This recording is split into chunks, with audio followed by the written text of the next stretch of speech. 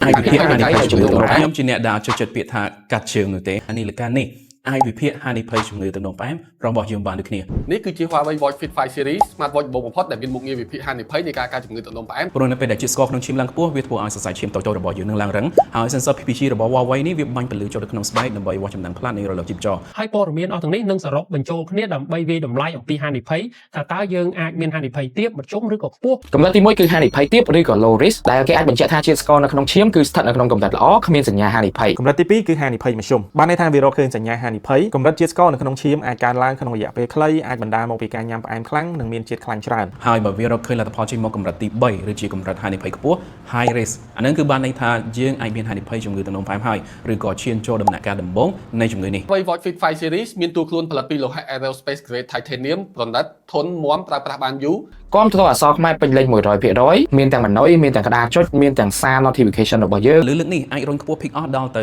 3000 nits ទៀតផង សម្រាប់មុខងារវិភាគសុខភាពទូទៅក៏មានច្រើនដូចគ្នាដូចជាការតាមដានសុខភាពបេះដូង ECG analysis មុខងារតាមដានភាពមិនប្រក្រតីនៃចង្វាក់បេះដូង 24 ម៉ោងជាប់ មានវិញ្ញាបានប័ណ្ណទទួលស្គាល់ពីសហភាពអឺរ៉ុបមុខងារតាមដានដំណេកវិភាគទៅលើការគេងរបស់យើងទាំងការដកដង្ហើមពេលគេងនិងគុណភាពនៃដំណេកជាដើម ហើយមុខងារកីឡាលើនេះគឺមានហៀទាំង mini workout ខ្លីៗរត់កីឡាជិះកង់ yoga វាយសីហើយទឹកឯងមានមួយសេត ដែលបំពាក់នៅ Dual Band GPS 6 Satellite ដែលអាចធ្វើការចាប់ទីតាំងបានសុក្រឹតចំពោះអ្នករត់ដើរជិះកង់ កាន់តែងាយស្រួលគឺយើងអាចចូលជាមួយនឹងកម្មវិធី Strava ដើម្បីចែករំលែកទិន្នន័យហាត់ប្រាណជាមួយនឹងមិត្តភ័ក្តិបានភ្លាមៗតែម្ដង សម្រាប់នាឡិកាមួយនេះគឺអាចធ្វើការភ្ជាប់បានទាំង iOS ហើយនិង Android អញ្ចឹងនេះជា Huawei Watch Fit 5 Pro អ្នកទាំងនេះគិតយ៉ាងណាដែរ